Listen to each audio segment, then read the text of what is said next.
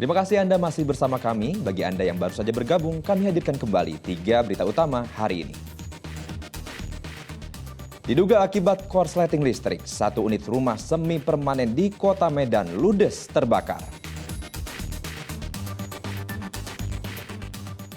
Ayah dan anak di Kota Medan ditetapkan sebagai tersangka karena membacok seorang polisi. Melihat dari dekat lift di Bandara Kuala Namu yang menyebabkan tewasnya Aisyah Dewi Sinta Hasibuan.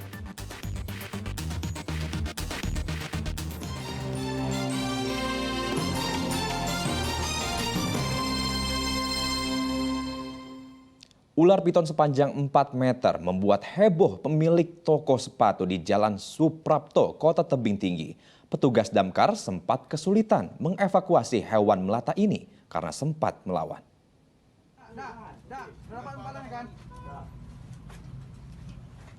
Petugas damkar dan penyelamatan Kota Tebing mengevakuasi seekor ular yang terjebak di rak salah satu toko sepatu di Jalan Suprapto, Kelurahan Pasar Gambir, Kota Tebing Tinggi, Jumat pekan lalu. Ular piton sepanjang 4 meter ini sempat melawan saat hendak dipindahkan. Evakuasi pun berjalan hampir 2 jam. Saat ini, ular sudah dievakuasi ke kantor damkar Kota Tebing Tinggi untuk selanjutnya dilepas liarkan ke habitatnya. Baru saja melakukan evakuasi terhadap ular sawah yang kurang lebih sekitar 4 meter. Dan kami mendapatkan laporan itu, jadi kami dari tim rescue Dinas Pemadam Kebakaran langsung bergerak ke TKP untuk mengevakuasi ular tersebut. Jenis ular yang dievakuasi? Yang kami evakuasi ularnya itu yaitu ular yang berjenis ular. Saudara, lift di Bandara Kuala Namu, Kabupaten Deli Serdang yang menyebabkan tewasnya Aisyah Dewi Sinta Hasibuan memiliki 2 akses pintu. Pintu untuk masuk dan keluar lift berbeda. Saudara, saat ini saya berada di lantai 1 sekitar lift yang mengakibatkan tewasnya seorang warga 9 hari lalu. Dan jika Anda perhatikan di belakang saya saat ini masih dipasangi pintu dan sekeliling dari lift juga dipasang tali sebagai pertanda agar tidak dilalui atau diberi akses kepada para penumpang maupun warga yang akan melewati tempat sekitar ini. Dan kondisi yang sama juga terjadi pada lift sekitar 30 meter dari lift tempat saya berdiri saat ini, di mana di sana juga masih ada larangan untuk menggunakan lift itu. Nah, saudara, jika kita sinkronkan antara gambar di CCTV yang beredar dengan lift di lantai 1 ini, pintu keluar, kita akan melihat di sana bahwa di lift terdapat 2 pintu. Namun di lantai 1 ini kita hanya mendapati 1 akses keluar, di mana di bagian belakangnya ditutupi tembok. Saya akan mengajak Anda ke bagian belakang sisi lift di lantai 1.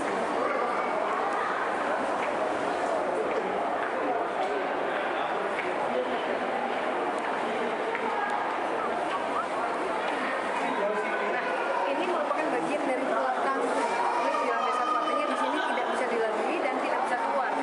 Nah, setelah ini saya akan mengajak Anda, saudara, ke lantai 3 untuk melihat seperti apa keluar masuk maupun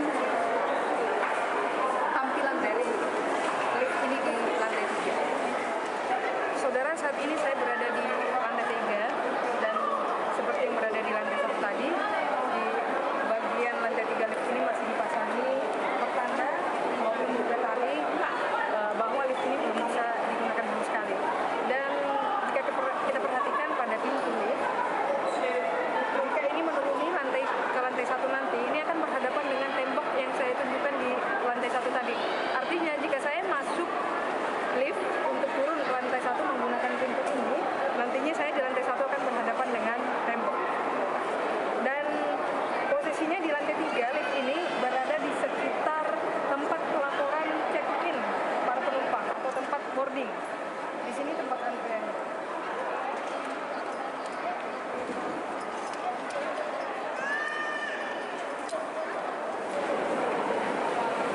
Saudara, hingga saat ini polisi masih menyelidiki insiden lift maut ini. Dan belum diketahui pasti apakah ada unsur kelalaian ataukah ada unsur kesalahan teknis dalam instalasi lift maupun juga ada unsur kesalahan prosedur pada saat pencarian di mana korban pertama kali dilaporkan hilang oleh keluarganya. Dan yang pasti, saudara, dari insiden ini kita belajar bersama dan menjadi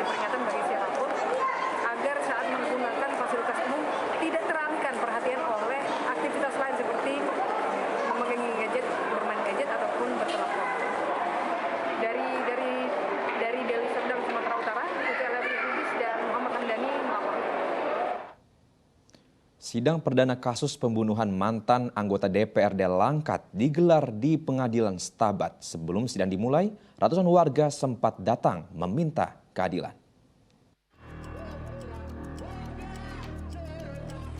Sidang perdana kasus pembunuhan mantan anggota DPRD Kabupaten Langkat periode 2014-2019 Paino, warga desa Besilam Bukit Lambasa, Kecamatan Wampu, Kabupaten Langkat di Pengadilan Stabat digelar pada Jumat pekan lalu. Sebelum persidangan, ratusan massa dengan membawa berbagai spanduk menggelar unjuk rasa di depan Pengadilan Negeri Stabat. Dalam orasinya, ratusan massa menuntut kepada jaksa penuntut umum dan majelis hakim untuk menegakkan hukum kepada 5 orang terdakwa yang telah melakukan pembunuhan. Ya, dari 5 terdakwa yang 3 kami serahkan. Kalau pasal ada 338 itu terserahlah ya. Tapi khusus untuk 2 ini hasil daripada rekonstruksi sendiri ya, bahwa memang perkara ini terpenuhi unsur pembunuhan berencana. Bahkan ada 2 kali sebelumnya udah ya, dicoba dilakukan, namun gagal. Sementara proses persidangan dilakukan secara virtual, kelima terdakwa berada di rutan Tanjung Pura. Salah satu yang disidangkan yaitu Lur Sentosa Ginting yang berperan sebagai otak pelaku pembunuhan Paino. Sebanyak 5 orang saksi dihadirkan di persidangan yaitu adik ipar korban, istri, dan anak korban, serta kerabat korban.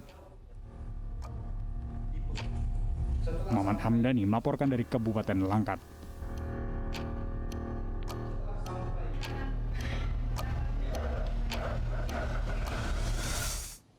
Satu orang bandar narkotika jenis ganja dibekuk polisi saat mencoba mengirim 12 kg ganja melalui jasa pengiriman di Kabupaten Tapanuli Utara. Tim gabungan Direktorat Reserse Narkoba Polda Sumatera Utara dan Polres Tapanuli Utara membongkar kasus penyelundupan narkoba melalui jasa pengiriman.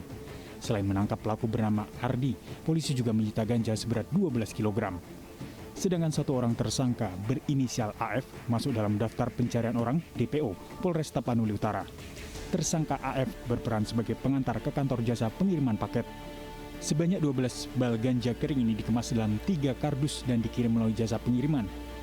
Polisi telah mengantongi nama penerima barang ganja kering di Jalan Raya Tapos, Kota Depok, Jawa Barat, yakni berinisial AD dan MW. Aviation Security dari AP2 Bandara Silangit telah berkoordinasi kepada kita atas adanya temuan ganja 12 kg. Maka pengembangan yang kita lakukan di backup langsung oleh Bapak Kapolda Sumatera Utara. Dalam hal ini Direktorat Narkoba Polda Sumut. Ardi sudah mengakui dan menjelaskan bahwa barang tersebut dikirim yang bersangkutan melalui JNE Tapanuli Selatan. Maka Ardi bersama-sama dengan salah satu orang rekannya yang saat ini masih berstatus DPO. Tersangka dijerat pasal dalam Undang-Undang Narkotika dengan ancaman hukuman minimal 5 tahun dan maksimal 20 tahun penjara. Dian Asmara melaporkan dari Kabupaten Tapanuli Utara.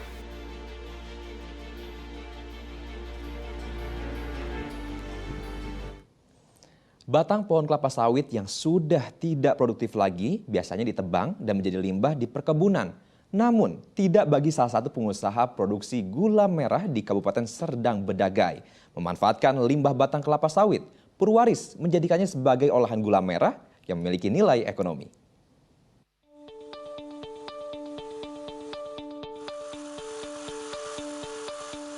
Pohon kelapa sawit yang sudah tidak produktif dan akan ditebang kini tidak lagi dibuang atau hanya dijadikan limbah yang ditimbun untuk kembali menjadi pupuk.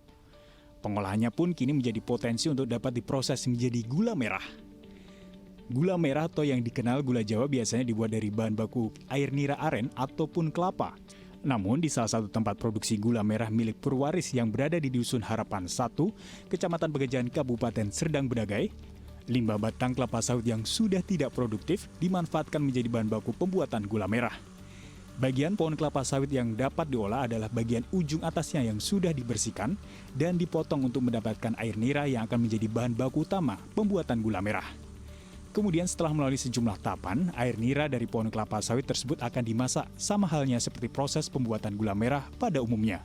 Dalam sehari, di tempat ini mampu memproduksi 500 kg gula merah dan dijual dengan harga Rp13.000 per kilogramnya. Dari ujung pohon kita bersihkan, tinggal umbutnya itulah kita potong. Kalau kami bilang deres, kita potong di deres. Nah, itu setiap hari pagi sore keluarlah air itu. Nah, itulah namanya air nira sawit. Setelah itu Pak, setelah diambil airnya, proses pemasakannya seperti apa? Prosesnya kita bawa pulang, baru kita masak dulu di kuali-kuali inilah. Kita jadikan nira, jadikan apa itu setengah matang. Nah, itu baru kita kelola lagi. Ada campuran sedikit gula putih itu. Baru jadi kayak gini dia. Saat ini olahan gula merah dari kelapa sawit hanya dipasarkan di sejumlah wilayah di kota Medan dan sekitarnya. Ia berharap usahanya ini dapat dipasarkan sampai keluar Pulau Sumatera. Muhammad Hamdani melaporkan dari Kabupaten Serdang Bedagai.